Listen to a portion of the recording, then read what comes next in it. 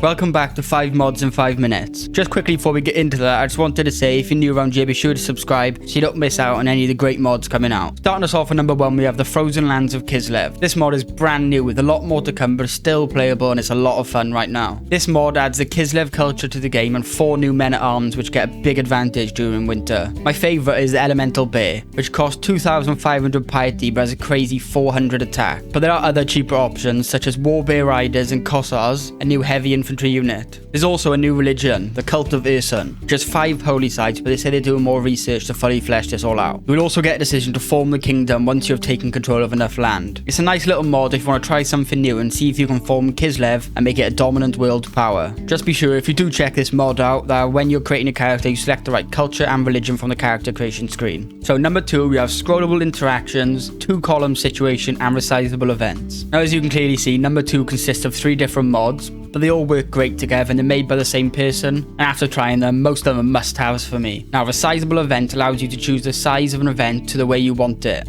Has built-in nameplates to show you who's in the event, and my favourite option is the big option. This includes the 3 decisions for an event at the bottom. Instead of having to hover over to find out each event's effects, they're all there on the pop-up. I really like this one, I prefer it much more over the vanilla style. In vanilla, some interactions are in sub-menus that you will need to click again to see the rest. This makes every interaction show up with a scroll bar so you can see them all with ease. A lot simpler than the last one, but I also really enjoy this. Now, 2-column situation is kind of the opposite, where it makes sub-menus, such as if you can declare wars, you can just click that and all the wars available to you will open up in the sub-menu next to it. I really like all 3 of these mods, my favourite being the resizable events. As for me, that's a game changer and a mod I think I will always run. So at number 3, we have East Francia Inheritance Fix. Now, I'm sure this is a mod a lot of you will appreciate. You only have to play Crusader Kings 3 for a few hours to notice Central Europe explodes into a mess of border gore. That looks terrible and burns your eyes. This happened in my AI100 Statman video and I just honestly tried to avoid looking there. So all this mod really does is change Ludwig's main title to Bavaria instead of East Francia,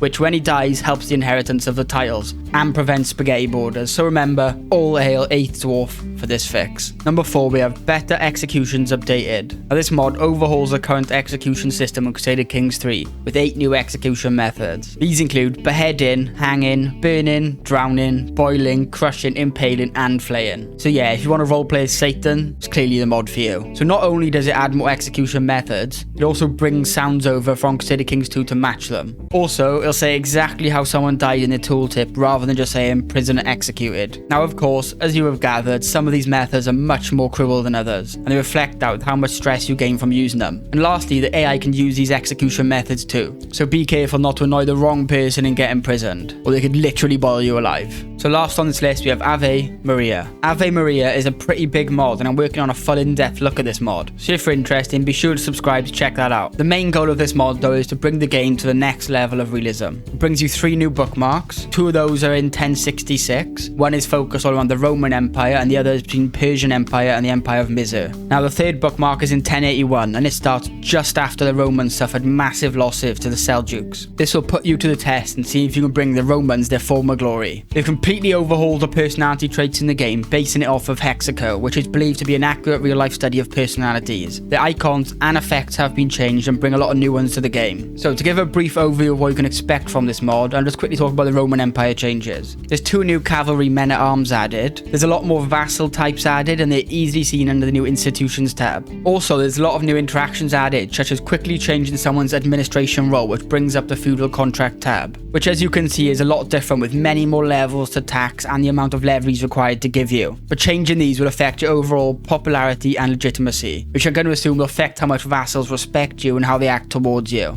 They also have done similar overhauls to Islamic empires, but like I said at the start, if you're interested in seeing a more in-depth look at this mod, be sure to subscribe so you know when it's out. Anyway, thank you so much for watching, and hopefully I'll see you in the next one.